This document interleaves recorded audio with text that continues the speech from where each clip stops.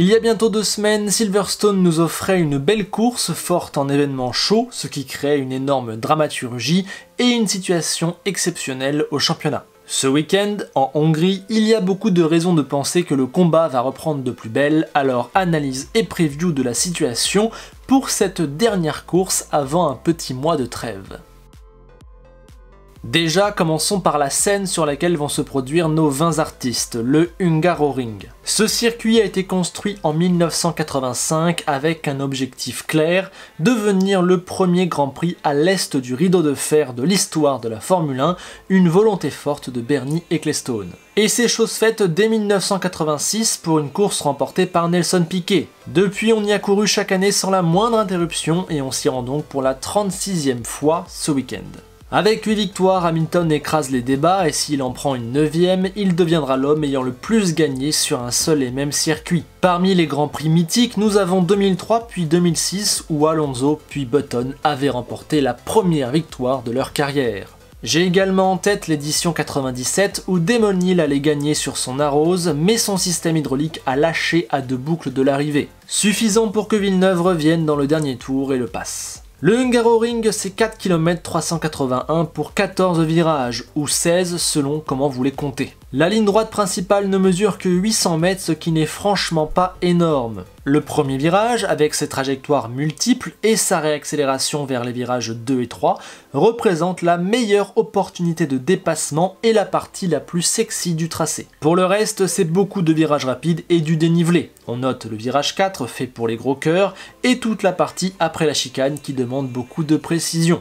Mais la Hongrie, c'est avant tout une piste serrée, très serrée. Son surnom de Monaco sans les murs traduit cette étroitesse. Là-bas, ce qui compte, c'est l'appui, la traction, la justesse et la précision sur les freinages. La ligne droite est trop courte et on ne peut dépasser qu'au premier, au troisième ou au quatrième virage.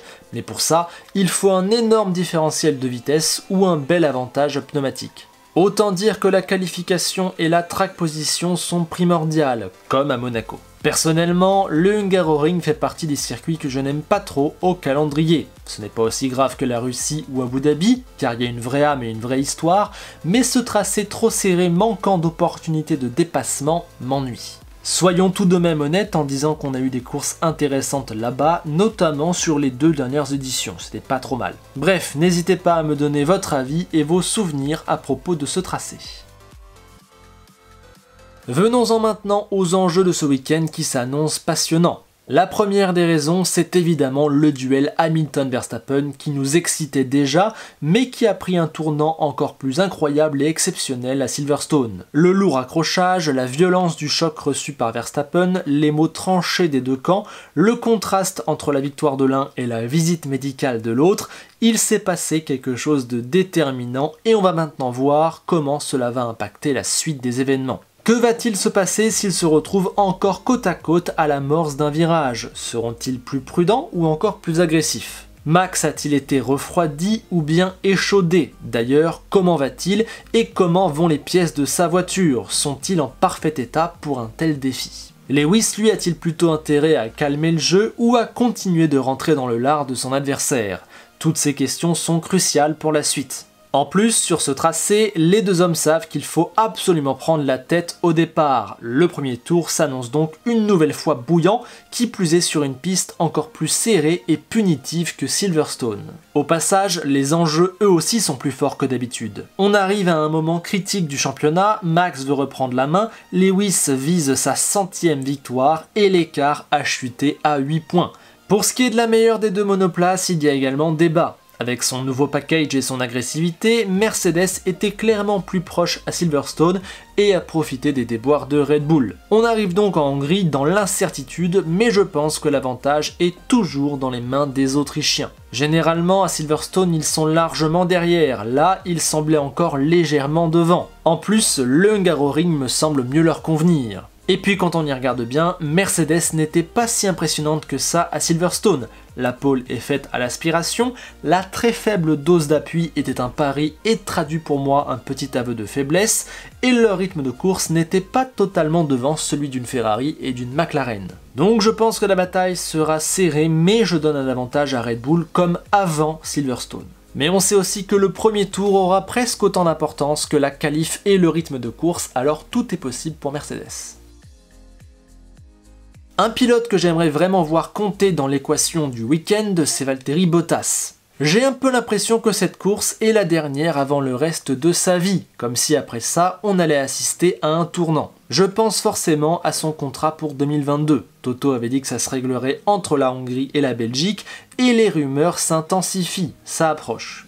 A priori, il quitterait bien Mercedes et sa piste la plus sérieuse serait Alfa Romeo. Cette course hongroise est donc probablement la dernière avant un grand bouleversement. Côté purement sportif, je me pose cette question, va-t-il en gagner une cette année? Il s'est imposé 9 fois en Formule 1, mais cela devient de plus en plus rare. 7 de ses succès datent de sa très bonne arrivée en 2017 et de sa très bonne saison 2019, mais depuis, ça coince. Quand on regarde bien, ses 2 seules victoires depuis l'an passé sont la course d'ouverture 2020, où Hamilton avait chopé 2 pénalités, en qualif puis en course, et la Russie, où Hamilton avait chopé 2 pénalités. Sans ça, aucune victoire, et cette année, il n'a jamais été capable de jouer la gagne, il n'a même claqué qu'une seule pole. Le bilan est donc clair, Valtteri est loin de la victoire depuis un moment, et vu le tournant que prend le mercato, il serait bien inspiré de profiter d'une course chez Mercedes. Et à mon sens, le Hungaroring est une de ses meilleures opportunités, tant la qualif y est primordiale et on sait que c'est peut-être le domaine où il est le plus fort, en tout cas le plus proche de Lewis. Même si Mercedes n'en a pas forcément envie et lui a demandé d'aider Hamilton, je souhaite que Valtteri nous offre un dernier sursaut et qu'il aille nous en claquer une avec panache. Allez Bobo, tu peux le faire. L'autre numéro 2 qui a pas mal de pression ce week-end, c'est Pérez. Le Mexicain avait eu un déclic époustouflant à Bakou puis au Castellet, mais depuis ça n'a pas suivi et ça a même régressé, les espoirs ont été douchés. Ces 2 grands prix autrichiens laissent à désirer et son week-end à Silverstone est son pire dans l'écurie. On avait l'impression qu'il avait relevé le défi Red Bull, mais là c'est beaucoup moins sûr et j'espère que cette rechute n'est ni définitive ni préjudiciable pour lui. Son contrat n'a toujours pas été renouvelé pour 2022 et les discussions auront sûrement lieu après la Hongrie. Il faut donc réussir son week-end pour conclure positivement la première partie de saison, d'autant plus qu'au constructeur, Mercedes est revenu à 4 points, Red Bull a besoin de Checo. Et attention, on ne cesse de le répéter, la qualif sera très importante et il est très compliqué de dépasser. Or, la qualif c'est un petit peu le point noir du Mexicain. Attention à ne pas s'élancer seulement 6e ou 7e, et donc à se retrouver hors du coup d'entrée de jeu. Sur une note beaucoup plus optimiste et positive, j'ai envie de parler de Ferrari. Après le désastre du Castellet, ils se sont super bien repris, au point d'être incroyablement compétitifs à Silverstone, où seul Hamilton avait un meilleur rythme qu'eux. Cette première donnée incite à l'espoir et quand on y ajoute le fait que le circuit a l'air fait pour eux, cela devient carrément excitant pour la Scuderia. Quand on voit leur performance à Monaco et qu'on sait qu'ici c'est le Monaco sans les murs, ça laisse rêveur.